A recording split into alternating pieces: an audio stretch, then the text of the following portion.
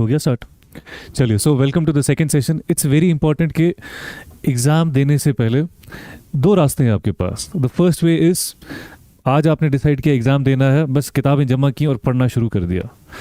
That might go good for a couple of days, a week, 10 days और may be 15 days। लेकिन उसके बाद क्या होगा, जैसे जैसे मोनोटनी सेट इन होती जाएगी, आपके लिए वो टास्क लेबोरियस होता जाएगा। The second way is to first understand this exam, ठीक है? Understand the pattern of this exam, understand the requirements of this exam, understand how we tackle this exam। और पढ़ना मतलब तैयार कैसे होना है। छोटी सी example, take cricket as an example, ठीक है? अब क्रिकेट में हम अक्सर देखते हैं there is a test match, there is a one day match, there is a T20 match, है ना? 20 ओवर का 3 घंटे में ख़त्म हो जाता है। नाउ यू ऑल्सो सी कि टेस्ट मैच में अलग तरीके से खेला जाता है। You bat Aahista Aahista Aahista Aahista batting करते हो, पता है पूरा दिन बैटिंग करनी है, पूरा दिन खेलना है, 5 दिन का मैच है। T20 में from the very first ball आपको पता है मैं बॉल ज़ाया नहीं कर सकता हूँ, you have to start scoring run from the very first ball.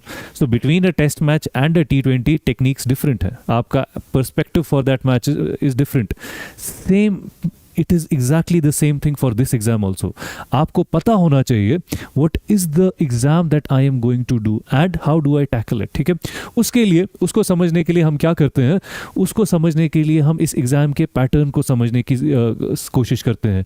ये समझने की कोशिश करते हैं कि किस तरह के क्वेश्चंस आते हैं, किस तरह इस पेपर को टैकल किया जाता है। Because once you start preparing, it is going to be a long process. ये प्रोसेस कितना लंबा है? कम से कम मिनिमम 1 साल, ऑन एवरेज 2 साल, 2 साल 2.5 साल हर कैंडिडेट को लगते हैं, हर एस्पिरेंट को रखते हैं to complete this process of preparing for this exam.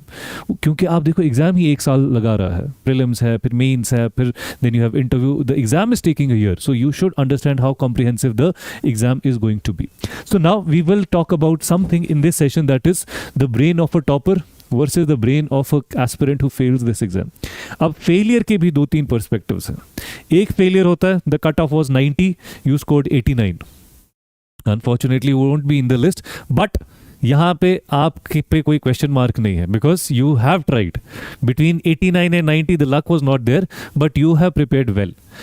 Second scenario, the cut off was 90, you are at 10, वहां पे प्रॉब्लम आपकी प्रिपरेशन की है। बिकॉज या तो आपने प्रिपेयर अच्छे से नहीं किया था, या आप प्रिपेयर करके गए हो बट एग्जाम में you couldn't handle the question papers. तो ये 2 डिफरेंसेस क्रिएट करना बहुत जरूरी है, और वही हम यहाँ पे कोशिश करेंगे टू हैंडल दैट थिंग।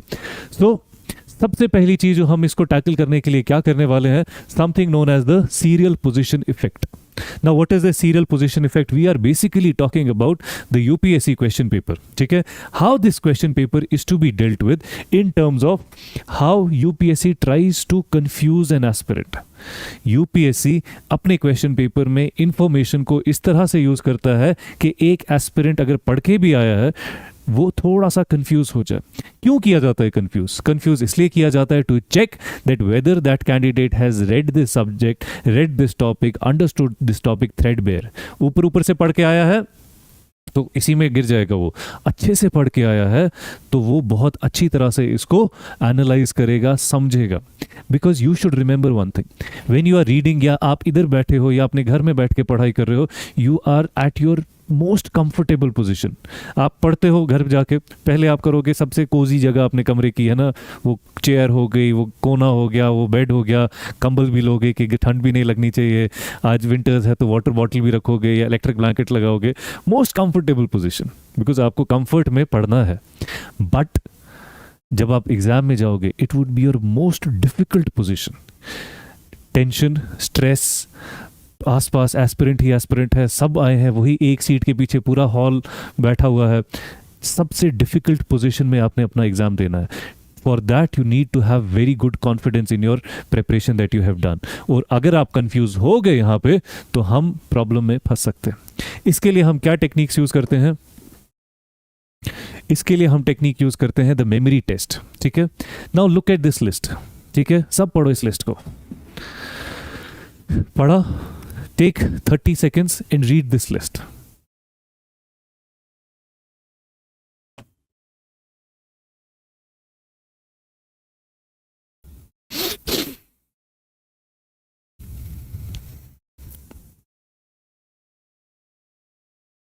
पढ़ लिया?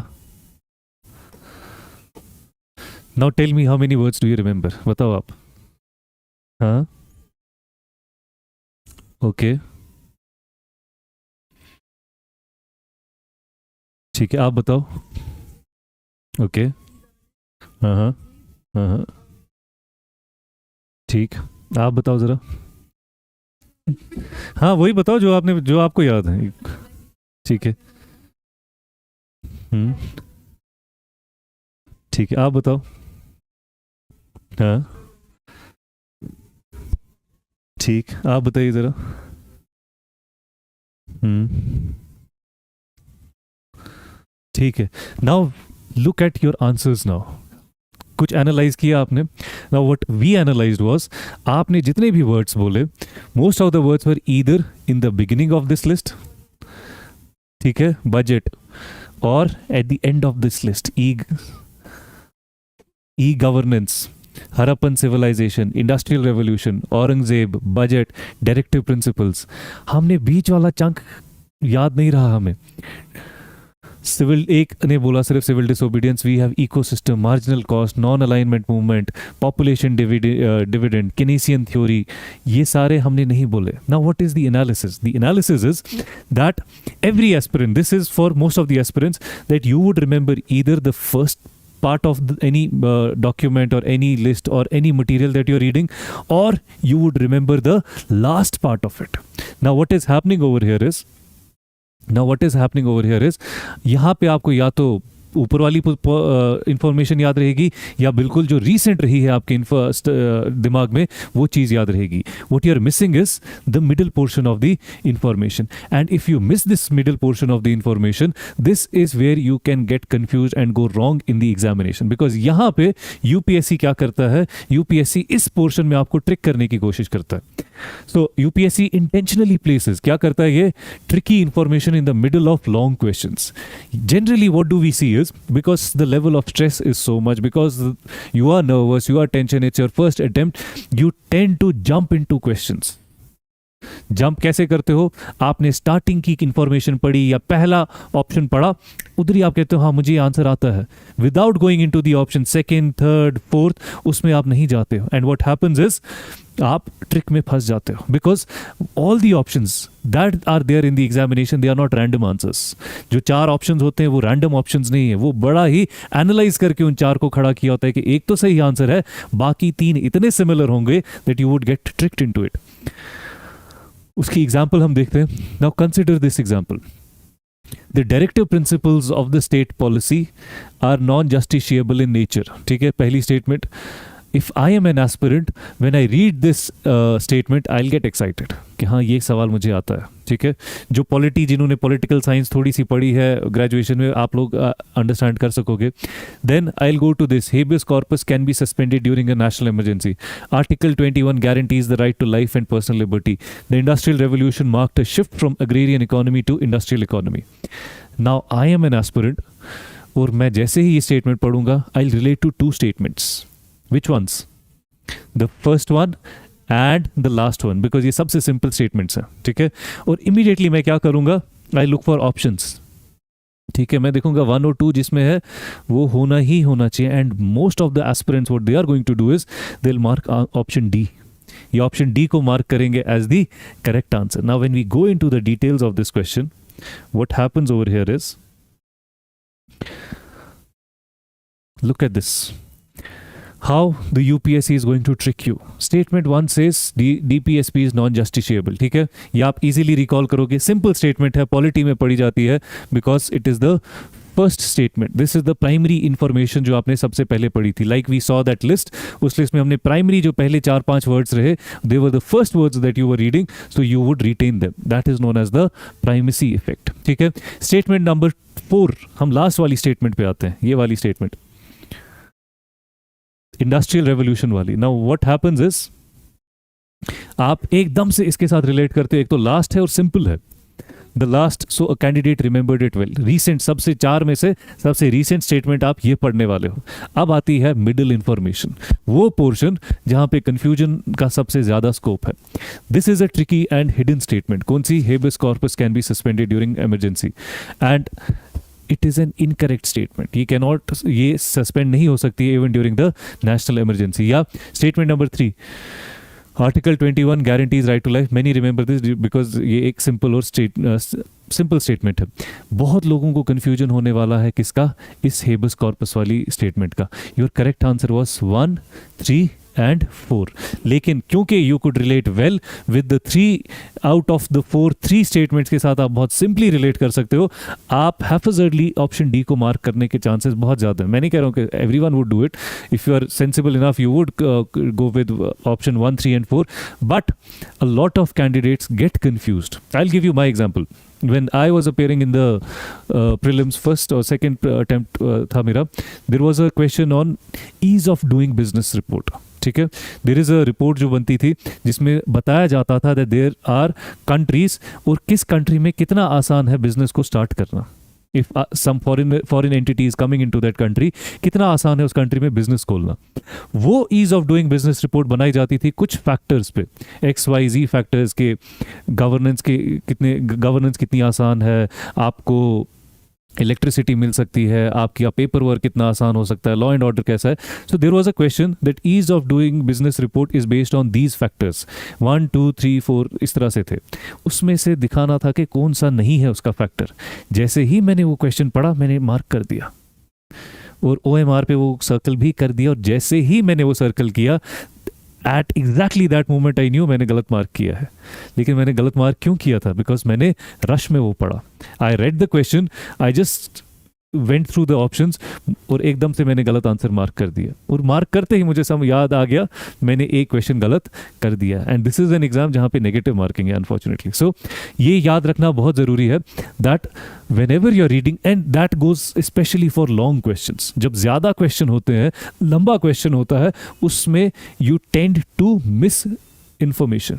इसकी एक और सिंपल एग्जांपल है, when you read a statement, जहाँ पे स्टेटमेंट होगा which of the following statements are incorrect, मगर आपने जल्दी जल्दी में पढ़ा which of the following statements, आगे आपने अज्यूम कर लिया are correct। वो भी इस कंफ्यूजन की एक सिंपल एग्जांपल। और आप फिर इस इनकरेक्ट और करेक्ट के डिफरेंस पे आप ऑब्वियसली गलत आंसर मार्क करके आओगे। So the crux is that you need to understand that it is a question paper which is going to confuse you, and uska solution kya hai? What is the solution to it? The solution is reading the questions patiently, and before you sit into the examination, jab aap preparation phase mein ho, the solution is once you start reading something, once you start reading about any subject, koi bhi subject hai, you need to focus not only on the first and the last of information, you have to focus on all the information। ठीक है, ये अक्सर होगा आपके साथ। You will open a lot of books, you will start reading books, आप बीच में कहीं खो जाओगे।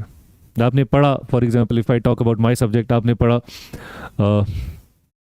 जागीरदारी सिस्टम ऑफ द मुगल्स, आपने टॉपिक भी पढ़ा, आपने 1-2 लाइंस पढ़ी, बीच की इंफॉर्मेशन आप भूल गए, आपने लास्ट में पढ़ लिया it was connected with मनसबदारी system. आपको याद है जागीरदारी मुगल्स का है, मनसबदारी से रिलेटेड है, बीच वाली इंफॉर्मेशन आप भूल गए, वही क्वेश्चन बनेगा, वो बीच वाली इंफॉर्मेशन पे ही क्वेश्चन बनने वाला है। So you need to understand that it is very important that first not getting confused, reading questions with patience, and looking for information in the middle part of the either the quick statement of the question or the options। कई बार आप question solve कर सकते हो using the options। ठीक है, वो हम Aahista Aahista class में डिस्कशंस करेंगे, तब जाके हमें पता चलेगा। ठीक है, सेकेंड एस्पेक्ट ऑफ यूपीएससी क्या है? Why is memorization difficult in UPSC? क्यों है memorization difficult? क्यों है difficult? ह्यूज सिलेबस है ना, जितनी किताबें आप 2-3 सालों में पढ़ोगे वही सारी पढ़नी है 1 साल में और जाके एग्जाम देना है। And you have a syllabus, but वो सिलेबस भी बहुत ज़्यादा है, एंड मेमोराइजेशन बिकम्स डिफिकल्ट। एक महीने आप पॉलिटी पढ़ रहे हो, दूसरे महीने आप गवर्नेंस पढ़ रहे हो, ठीक है जुड़ रहा है, तीसरे महीने आप हिस्ट्री पढ़ रहे हो जो थोड़ा बहुत मे बी 2% 4% जुड़ेगा, फिर अगले महीने आप एनवायरनमेंट पढ़ रहे हो, उसके बाद आप कुछ और पढ़ रहे हो। So you have one by one all different subjects are related to each other but typically different, and the problem is that none of us, ऐसा कोई हो ही नहीं सकता है जो हर सब्जेक्ट में अच्छा हो। I might be good in history, I might be good in polity, I'll be okay in economics, I'll be poor in geography। और I am good in geography, I will be good in environment, I will be very poor in polity. So tackle करना पड़ेगा. एक subject मेरा अच्छा है, दूसरा subject difficult है, उसको टैकल करना पड़ेगा. And all this, there are two basic things in every subject, the understanding part and the memorisation part. लेकिन प्रॉब्लम क्या होती है, हम इन दोनों को, द अंडरस्टैंडिंग पार्ट, इन दोनों को हम क्या करते हैं, आपकी अंडरस्टैंडिंग को एंड आपकी मेमोराइजेशन को, हम इन दोनों को लेते हैं as two different disconnected things. ठीक है, हम सोचते हैं कि अंडरस्टैंडिंग अलग है, मेमोराइजेशन जो है वो अलग है. But the reality is that this memorisation depends upon this understanding. जब तक आपने मेमोराइजेशन नहीं किया होगा, जब तक आपने अंडरस्टैंड नहीं किया होगा, तब तक आप मेमोराइज नहीं कर सकते हो. ठीक है, so how do we deal with memorisation? We use something known as the chunking technique. Now what is this technique? क्या है ये chunking technique? Now when we talk about this chunking technique, हम क्या करने की कोशिश करते हैं? We either break down the information into smaller parts. ठीक है, हम information को smaller parts में break down करते हैं, और we try to use some tricks to remember the information. So या तो आप उस information को break down करो in some smaller aspects, और use a trick, mnemonics use करो उस information को use करने में. इसकी हम दो चीज़ें देखेंगे. First thing, जहाँ पे हम बात कर रहे हैं किस चीज़ की, हम बात कर रहे हैं जहां पे हम उसको ब्रेक डाउन करें इंफॉर्मेशन को. I will give you an example. For example,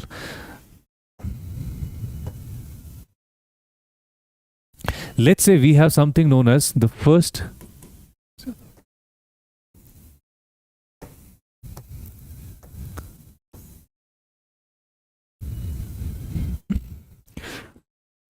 first battle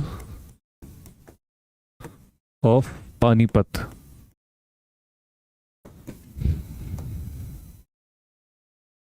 ठीक है, ये हो रही है जी 1526 में. ठीक है, now if we look at this topic, for example, हमें बहुत इंफॉर्मेशन है इसमें. देर इज अ एम्पायर जो खत्म हो रही है, एक नई एम्पायर बन रही है, we have multiple entities.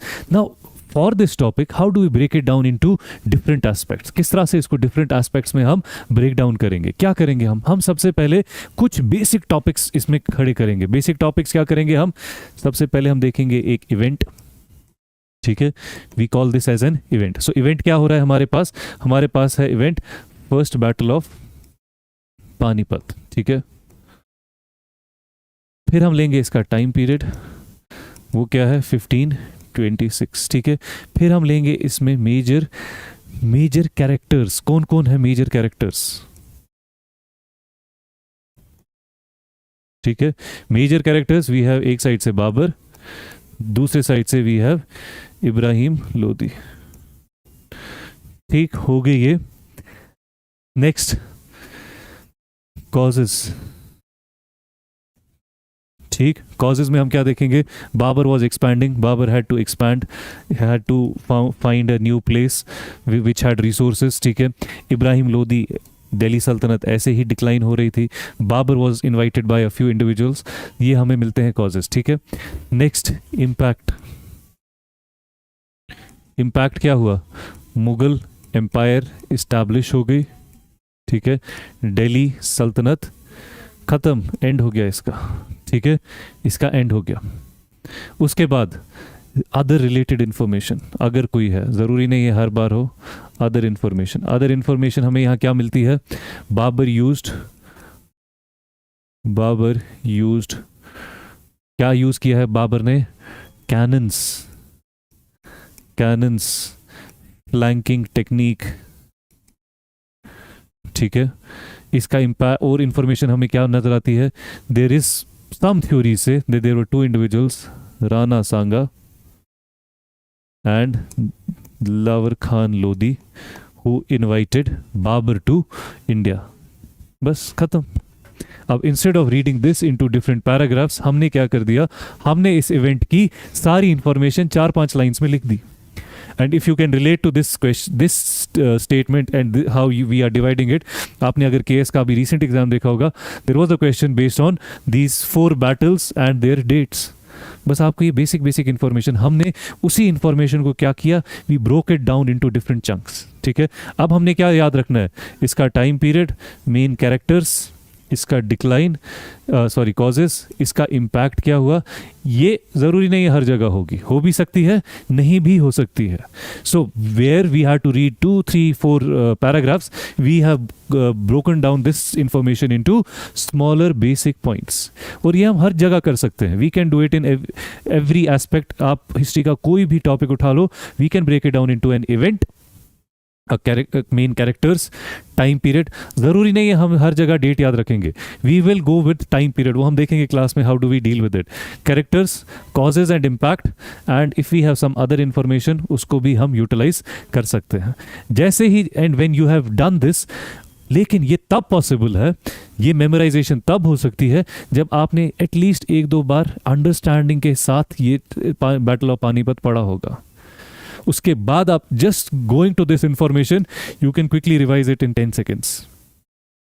Memorisation तब होगी जब आपको पर्सपेक्टिव पता होगा, एक दिल्ली सल्तनत थी, there was some Mughal entity under Babur which was expanding towards India, वो चीज़ें अंडरस्टैंडिंग की हुई है तो ये मेमोराइजेशन होगी। अंडरस्टैंडिंग के बिना this might help you to retain information for 2 days, but फिर भूल जाएगी जब तक आपने अंडरस्टैंड नहीं किया होगा। So for every memorisation, for everything that you have to remember, understanding is the first step. Understanding हुई होगी तो आप याद रख सकते हो चीज़ें, बिकॉज है क्या connection, what is the connection. When you are memorising something without understanding, आपका पूरा फोकस है याद करने पे। जिस तरह से हम कुरान पढ़ते हैं और हम सूरह याद करते हैं, वो आपको इसलिए याद है क्योंकि आपने उसको बहुत बार रटा हुआ है विदाउट अंडरस्टैंडिंग द मीनिंग। आपको अरबी नहीं आती है, फिर भी आपने 10-12 सूरह याद किए होंगे। क्यों याद किए हैं, वो आपने इतनी बार अब पढ़ लिया है, इतनी बार पढ़ लिया है कि अब वो आपकी ज़ुबान पे आ चुका है। So the moment you start with one word, the rest of the line वो ऑटोमेटिकली आपके दिमाग में आ जाती है। लेकिन वहाँ प्रॉब्लम क्या है, एक वर्ड भूल गया, सारा सूरह ऊपर नीचे हो सकता है, भूल जाएगा आपको। So your focus has been on the memorisation part, ठीक। वो रिस्क हम यहाँ नहीं ले सकते कि 1526 भूल गया और ये पूरी इंफॉर्मेशन भूल गई, वो हम रिस्क नहीं ले सकते हैं। On the other hand, when you have done this memorisation using the understanding part, उसमें से अगर आपको कुछ भूल भी जाता है, you can still analyse this question.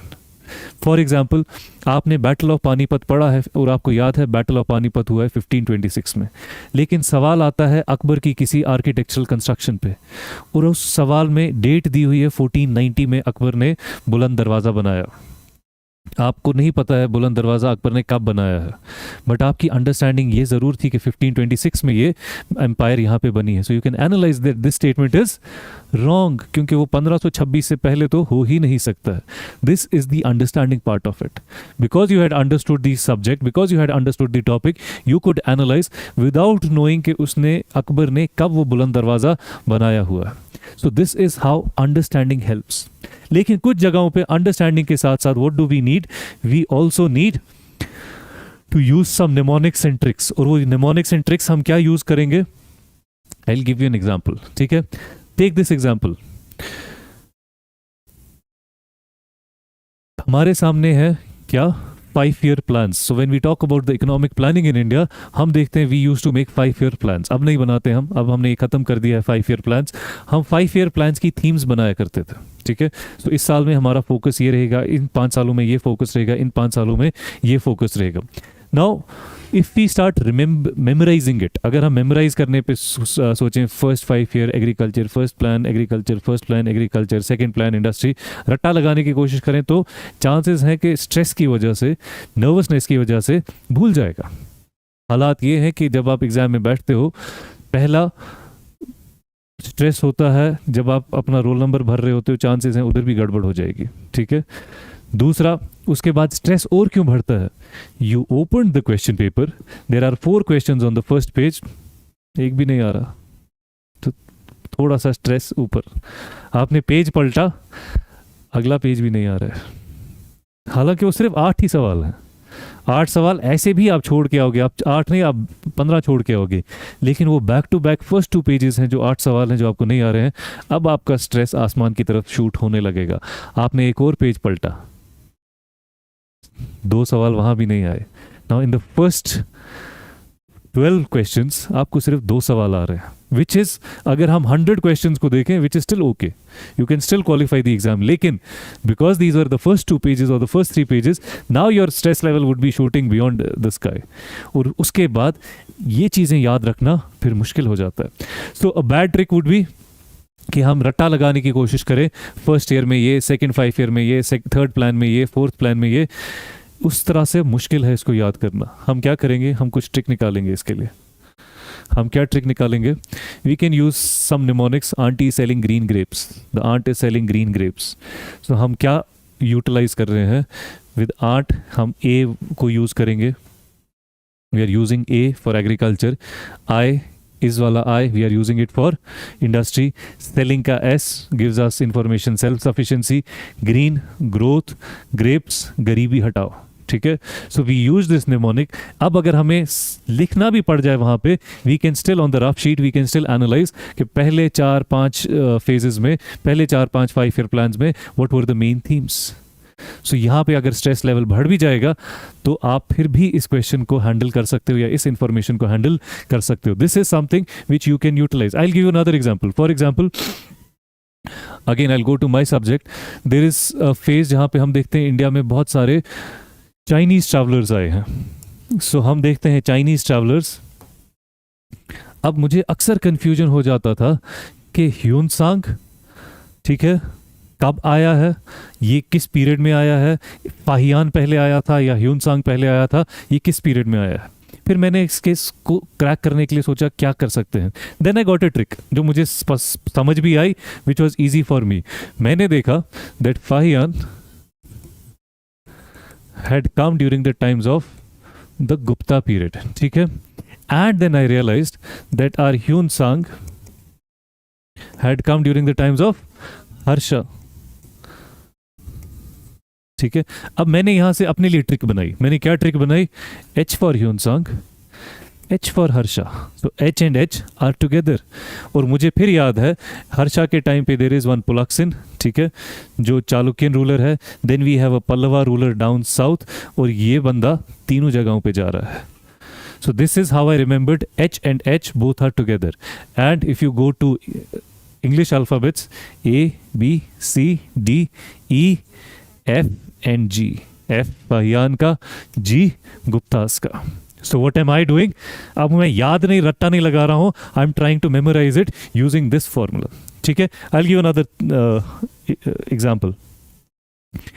In constitutional history, जो आप हिस्ट्री में भी पढ़ते हो, पॉलिटी में भी पढ़ते हो, there is something known as the Government of India Act 1919. ठीक है, अब इसमें बहुत इंपॉर्टेंट प्रोविजंस हैं. इसमें हम सब्जेक्ट्स को डिवाइड कर रहे हैं. किसमें? हम सब्जेक्ट्स को डिवाइड कर रहे हैं आपकी central list and provincial list में. ठीक है, और हम क्या कर रहे हैं? प्रोविंशियल सब्जेक्ट्स को डिवाइड कर रहे हैं किसमें? रिजर्व्ड एंड ट्रांसफर्ड में. ठीक है, उसके बाद हम क्या कर रहे हैं? लेजिस्लेचर को हम डिवाइड कर रहे हैं, बाई कैमरल बना रहे हैं इनटू 2 हाउसेस. ठीक है, इसको हम 2 हाउसेस में डिवाइड कर रहे हैं. इसी तरह एग्जीक्यूटिव काउंसिल है, एग्जीक्यूटिव काउंसिल को हम डिवाइड कर रहे हैं 2 हिस्सों में. आउट ऑफ 6 में से अब क्या होगा? 3 इंडियंस और 3 ब्रिटिश या यूरोपियंस होंगे. Now this is very important information. ठीक है, आपने पढ़ा होगा डायरकी क्या होता है, डायरकी में क्या था, डायरकी क्या, और डायरकी के क्वेश्चंस भी आते हैं एग्जाम में. आपको कंफ्यूजन हो जाएगा ये डायरकी का concept, whether it was in the act of 1919 और एक्ट ऑफ 1909. जो मुझे कंफ्यूजन होता था, this can be a confusion. इसको टैकल करने के लिए मैंने क्या ट्रिक निकाली? मैंने देखा government of India act has 2 19s. ठीक है, so there is double date and most of these things are getting divided into 2. So we have 1919, यानी 2 चीजें हैं, 2 बार है 19. सब्जेक्ट्स भी 2 बार, प्रोविंशियल सब्जेक्ट्स को भी 2 में, लेजिस्लेचर को भी 2 में, एग्जीक्यूटिव को भी 2 में, इसी तरह से बजट को भी 2 में. This is how I could remember. और यही सोच के मैंने अभी ये लिखा है. मुझे इसी से आज भी ये याद है क्योंकि this is something that was helping me. This is how you try to deal with your information. आप इस तरह से इंफॉर्मेशन को चंक चंक्स में डिवाइड करके या कोई ट्रिक लगा के या निमोनिक्स लगा के इसको रिवाइज, मेमोराइज, रिटेन कर सकते हो. The idea is retaining it for your examination. उससे होगा क्या, कॉम्प्लेक्स इंफॉर्मेशन को, because one you have understood the subject, you have understood the concept, now the remembering part is easier for you. लेकिन ये सारी चीज़ें तब पॉसिबल होंगी जब आपने अंडरस्टैंडिंग से पढ़ा होगा. So what do we do, how do we use the chunking trick? Complex and dense syllabus है, we break it into smaller meaningful groups. ठीक है. कंफ्यूजिंग फैक्चुअल क्वेश्चंस, हम इसको किसके साथ लिंक करते हैं? यही निमोनिक्स, ट्रिक्स, इससे यूज करते हैं. Stress, it reduces cognitive overload. Overload information का पहले मुझे हर बार याद करना पड़ता था, एक्ट ऑफ 1919 में ये है, ये है, ये है, ये है. The moment I started utilising this trick for myself, फिर मुझे इतना डिफिकल्ट नहीं हुआ इस चीज़ को याद करना. And you can build your own tricks. ये ज़रूरी नहीं है कि आपकी यूनिवर्सल सबकी एक ही ट्रिक हो, आपका अपना अपना हिसाब हो सकता है. ठीक है. एंड ओवरलैपिंग टॉपिक्स में it creates clear memory categories. Overlapping topics में ये बहुत ज़्यादा हेल्प करता है. Now I give you this example, government of India act 1919, history में भी पढ़ रहे हो, पॉलिटी में भी पढ़ रहे हो, as the first one of the first topics, it helps you over there as well. ठीक है. सो आपको अब क्या, what is the analysis? The analysis is that the focus for this examination lies on smart work.